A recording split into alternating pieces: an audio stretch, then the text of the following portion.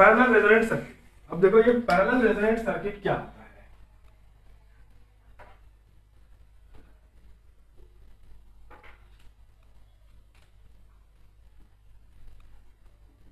Parallel resonant circuit का मतलब हो गया, इसको और एक नाम से जानते हैं, जैसे कि सीरीज रेजोनेंट सर्किट को हम लोग एक्सेप्टर सर्किट कहते थे, इसको कहते हैं हम लोग फिल्टर सर्किट।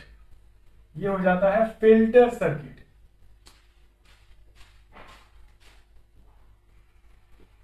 फिल्टर सर्किट ये सिग्नल को फिल्टर करने के काम आता है।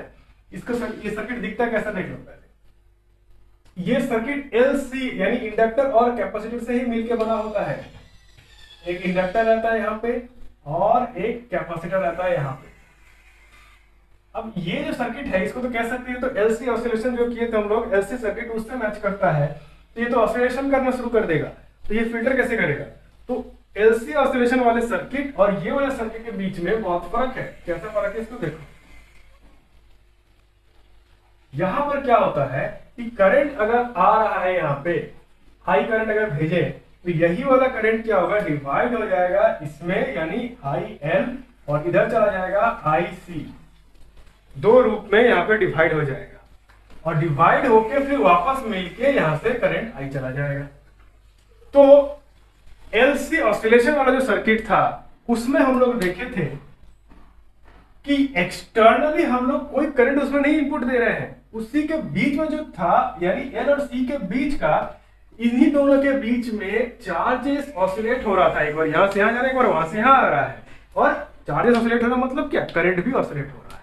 तो एल और सी के बीच में ही करंट और चार्जेस ऑसिलेट हो रहा है। एक्सटर्नली कोई भी करंट नहीं दिया जा रहा है और नहीं दिया जा रहा है, लेकिन यहाँ पे हम लोग ऑसिलेशन नहीं करवा रहे, करंट पास करवा रहे हैं।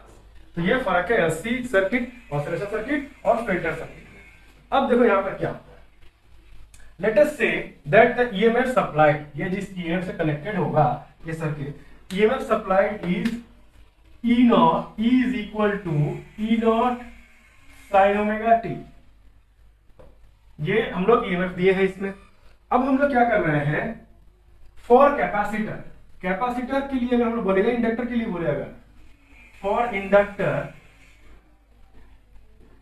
फॉर इंडक्टर हम लोग यहां पर क्या होगा, एक्सएल, यहां पे ये एक्सएल हो गया, ये एक्सी। इंडक्टर में हम लोग को मालूम है कि करंट लैग करता है और ईएमएफ लीड करता है, तो हम लोग यहां पे क्या कह सकते हैं कि for inductor I lags E by 90 degree. यानी यहां पे फॉर इंडक्टर करंट का एक्सप्रेशन क्या हो जाएगा, I is equal to I naught sine omega t minus pi by 2। ये हो गया इंडक्टर के करंट का expression. For capacitor, for capacitor I lead करता है, यानी I leads E by 90 degree, यानी वहां पे I का एक्सप्रेशन हो जाएगा I is equal to I naught sine omega t plus pi by 2। ये एक्सप्रेशन यहां तक तो सबको पता है, ये तो हम लोग बहुत ही डिटेल में पढ़ चुके हैं पिछले टॉपिक्स में। अब आगे देखो क्या होता है। यही जो एक्सप्रेशन दिख रहा है, ये एक्सप्रेशन को हम लोग इस तरीके से लिख सकते हैं, I is equal to I nought के मतलब हम लोग क्या लिख सकते हैं, I is equal to E by R. यहां हम लोग क्या लिख सकते हैं, E not by X M, inductive reactance sine omega t minus pi by 2। और इसके लिए हम लोग लिख सकते हैं I is equal to E not by X C sine omega t plus pi by 2। अब इसको और एक तरह से लिख सकते हैं, साइन ओमेगा टी माइनस 90, इसको अगर हम लोग माइनस कॉमन ले लिए तो ये क्या हो जाएगा, पाई बाई 2 माइनस ओमेगा टी, यानी 90 माइनस ओमेगा टी। और साइन ऑफ माइनस थीटा होता है माइनस साइन थीटा, तो साइन ऑफ 90 माइनस थीटा क्या होता है, कॉस थीटा। ये फाइनली क्या हो जाएगा, ये माइनस कॉस थीटा हो जाएगा। इसको हम लिख सकते हैं I is equal to minus E not by X L cos omega t, और ये हो जाएगा I equal to E not by X C cos omega t. ये इस तरह से आ गया। और केसीएल, केसीएल की बात करो या फिर नॉर्मल लॉजिक की बात करो, I is equal to I L plus I C, क्योंकि आई एल आई सी तो आई से निकल के आया है, तो यहां से हम लिख सकते हैं, या हम लोग इसको लिख सकते हैं इस तरीके से, from KCL Kirchhoff's current law, KCL या कह सकते हो यहाँ पे, या फिर कंजर्वेशन ऑफ करंट का लॉ से कह सकते हैं हम लोग कि I is equal to I L plus I C. यहाँ पे ये I है तो इसको आई एल बोल देते हैं, ये हो गया आई सी। तो हम लोग यहाँ पे फाइनली क्या लिख सकते हैं, this means I is equal to I L, और आई एल का फाइनल एक्सप्रेशन क्या आया है यहाँ पे, minus E not by X L cos omega t, और आई सी के बदले यहाँ पे क्या आया है, plus E not by X C cos omega t. अब यहाँ पे अगर हम लोग कॉस ओमेगा टी को कॉमन ले लिए, नीचे लिखते हैं इसको, अगर कॉस ओमेगा टी को कॉमन ले लिए, I is equal to cos omega t अगर कॉमन हो गया यहाँ पे, तो वो हो जाएगा E not by X C minus E not by X L, ये हो गया। ई नॉट को भी कॉमन ले लेते हैं, चलो यहाँ से ई नॉट को भी अगर कॉमन ले लिए यहाँ से, तो ये हो जाएगा 1 by X C minus 1 by X L. अब I equal to E nought cos omega t, X C का मतलब होता है 1 बाई ओमेगा सी, याद रखना, एक्स सी का मतलब होता है 1 बाई ओमेगा सी, और एक्स ऑलरेडी नीचे है, इसका मतलब क्या हो जाएगा, ओमेगा सी ऊपर उठ के आ जाएगा। यहाँ पर हम लोग क्या लिख सकते हैं, omega C minus 1 by L omega, X L का मतलब होता है, एक्स एल का मतलब होता है एल ओमेगा। इसका मतलब हम लोग क्या लिख सकते हैं, फाइनल एक्सप्रेशन क्या है, ये वाला एक्सप्रेशन फाइनल करंट का एक्सप्रेशन हम लोग का, this is the final expression for the current. अब ये एक्सप्रेशन हम लोग क्या कहता है, according to this expression for resonance condition क्या होगा, फॉर रेजोनेंस कंडीशन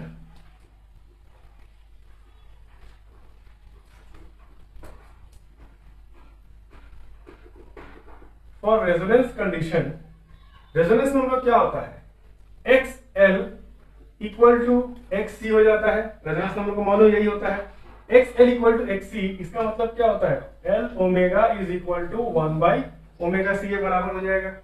इसका मतलब क्या होता है, X L equal to X C कर दिए, या कि L omega is equal to omega C कर दिए, या L omega equal to omega C का कर दिए हम लोग यहाँ पे, तो फाइनली हम लोग क्या देखेंगे, ये टर्म लोग क्या हो जाएगा, 0 हो जाएगा।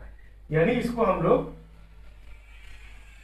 इसके टर्म में अगर कहें, यानी रेजोनेंस कंडीशन में, तो 1 by X C is equal to 1 by X L, that means this minus this will gives us 0।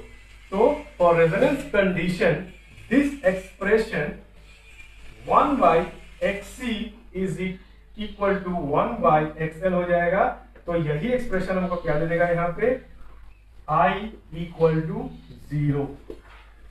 यानी आप इसको जरा समझो, रेजोनेंस में जब सीरीज सर्किट था, सीरीज एलसीआर सर्किट में जब रेजोनेंस होता था, तो Z जो है, Z कम जाता था।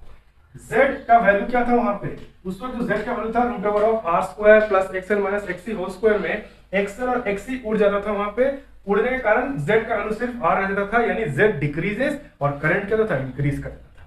लेकिन यहाँ पे जैसे रेजोनेंस कंडीशन हो रहा है, तो एक्सएल माइनस एक्ससी 0 हो जाएगा, 0 से मल्टीप्लाई करके करंट क्या हो जाएगा, 0 हो जा रहा है। तो दोनों में फर्क है। सीरीज सर्किट में जब रेजोनेंस होता है तो करंट बढ़ जाता है, पैरेलल सर्किट में जब रेजोनेंस होता है तो करंट पूरी तरीके से घट के 0 हो जाता है। तो जब सीरीज सर्किट में हम रेजोनेंस करवाएंगे तो वहां पे करंट एम्पलीफाई हो जाएगा और सर्किट वो वाला सिग्नल एक्सेप्ट करना शुरू करेगा, बाकी सबको छोड़ देगा। लेकिन पैरेलल सर्किट में जिस सिग्नल के साथ ये रेजोनेंस करेगा वो सिग्नल को रोक देगा, करंट उसके लिए 0 हो जाएगा और बाकी सारे सिग्नल को ले लेगा। उल्टा काम करना, समझ में आ रहा है? इसीलिए इसे कहते हैं रिजेक्टर या फिल्टर सर्किट। ये फिल्टर करने के लिए काम आता है। जैसे कि बहुत ही ये नॉइज फिल्टरेशन, माइक जो होते हैं नॉइज फिल्टर करते हैं, नॉइज फिल्टर साउंड होता है, या फिर बड़े बड़े दामी साउंड बॉक्स, सराउंडिंग सिस्टम होता है, उसमें देखा नॉइज बहुत ही कम होता है, जितना दाम खरीदोगे उतना ही क्लियर कट साउंड आता है, क्योंकि उसमें पर्टिकुलर फ्रीक्वेंसी, हर एक साउंड बॉक्स में से पर्टिकुलर फ्रीक्वेंसी ही आवाज निकलता है। बाकी सारे फ्रीक्वेंसी को लोग क्या करते हैं, रेजोनेंस करवाता है, और वो रेजोनेंस के कारण उस फ्रीक्वेंसी वो सिग्नल वहां से गुजरता ही नहीं है, वो करंट का 0, उसके कारण वो वाला जो साउंड बॉक्स होता है उसमें आवाज आता ही नहीं है, बाकी के सारे फ्रीक्वेंसी के कारण आवाज आ जाता है। इस तरह से इसको फिल्टर करते हैं। यानी इसी तरह से नॉइस कैंसलेशन काम करता है। नॉइस का फ्रीक्वेंसी को पकड़ लेते हैं कि ये फ्रीक्वेंसी का नॉइज आ रहा है, वो फ्रीक्वेंसी पकड़ते हैं, बोलते हैं ये वाला फ्रीक्वेंसी हटा दो। उसी इस तरह से इसको सेट करते हैं हम लोग। ये इक्वल टू करने के लिए हमें क्या करना पड़ेगा, कंडीशन आपको मालूम ही है, ओमेगा क्या करना पड़ेगा 1/√LC। तो फ्रीक्वेंसी पहले हम लोग पूछते हैं कि कितना फ्रीक्वेंसी हमको उड़ाना है, तो इतना फ्रीक्वेंसी उड़ाना है तो हम उसको A और C का वैल्यू निकाल देते हैं और LC का वैल्यू उस तरह से सेट कर देते हैं। तो यहाँ से सारा का सारा सिग्नल बंच ऑफ सिग्नल यहाँ से गुजारते हैं, जो आपको चाहिए पूरा साउंड। जैसे ही उसे गुजारते हैं यहाँ से, तो हम लोग क्या देखते हैं कि यहाँ से सारा का सारा साउंड आ जाता है, लेकिन जिसके साथ सेट किया जो रेजोनेंस के लिए, वो सर्किट यहाँ पे फिल्टर हो जाता है और बाकी सारा साउंड हम लोग को यहाँ पे आ जाता है। तो this is known as filter circuit, और इसमें ज्यादा कुछ खास नहीं है। तो इसको अच्छे से याद रखना। If I equal to Z, that means I equal to 0, that means impedance increases, maximum हो जाता है इंक्रीज करके। Z इंक्रीजेस यानी Z मैक्सिमम हो जाएगा, करंट पूरा जीरो हो जाएगा यहाँ पे। तो ये इसको अच्छे से समझ लेना। सीरीज रेजोनेंट सर्किट और पैरेलल रेजोनेंट सर्किट, एक होता है फिल्टर सर्किट और दूसरा होता है एक्सेप्टर सर्किट। एक एक्सेप्ट करता है और एक फिल्टर आउट करता है। तो इसलिए इसको अच्छे से याद रखना। बस इतना ही है हमारा